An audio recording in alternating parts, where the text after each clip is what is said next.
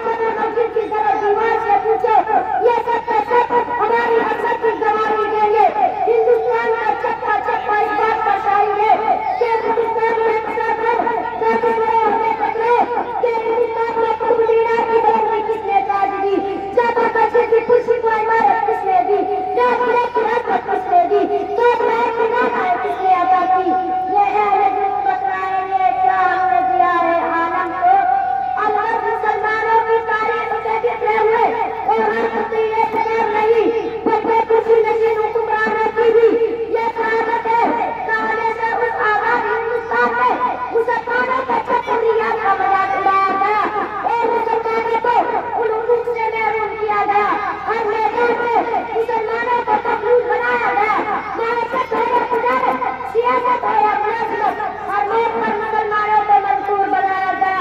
हमारी फांसी की राह पे रुकावट की गई और मगर सदन पर अक़लियत का रोड़ा पाया जाता है।